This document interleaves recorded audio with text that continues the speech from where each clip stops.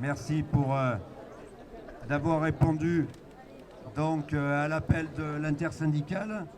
On va faire donc une conférence de presse aujourd'hui pour faire le point sur les actions que nous avons menées. On en est pratiquement jour pour jour à 2 mois de lutte et surtout pour annoncer les actions que nous allons faire la semaine prochaine. Donc on va faire des interventions respectives. Là, je suis au maxi, ouais, je sais pas si le réglage est bon. Ouais, c'est bon. Voilà, oui, là, c'est mieux, là. Ouais, là, c'est mieux. Ouais, je pense que c'est pas au maxi. Ouais. Allez, merci. Jeudi dernier, le gouvernement et le président ont fait le choix du 49-3. Au-delà d'être un déni de démocratie, c'est un échec et un désaveu. Et c'est bien la lutte et la mobilisation en intersyndicale de millions de travailleuses et de travailleurs depuis 2 mois qui conduit à cette impossibilité pour la Première ministre d'obtenir une majorité pour sa réforme des retraites.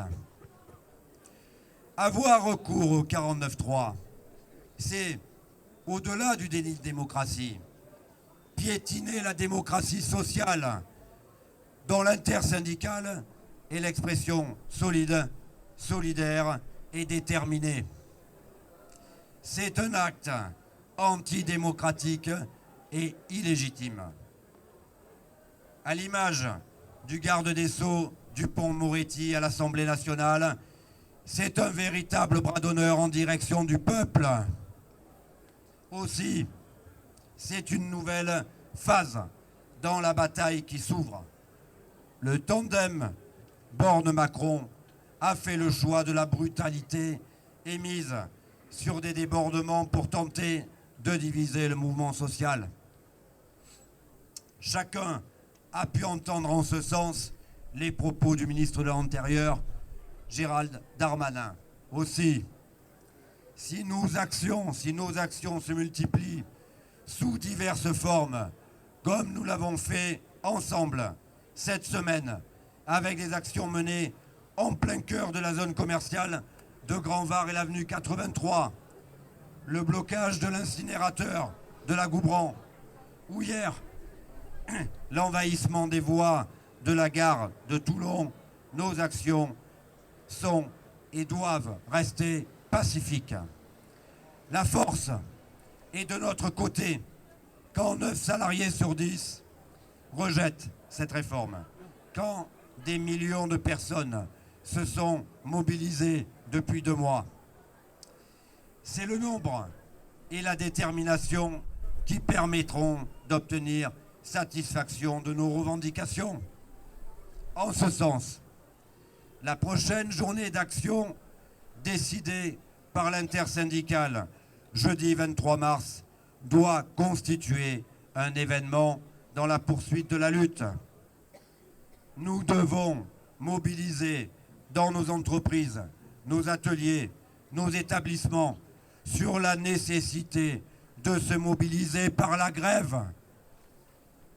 L'intersyndicale départementale appelle à 3 manifestations. À Toulon, 10 heures, place de la Liberté, avec un format, vous le verrez aussi, particulier.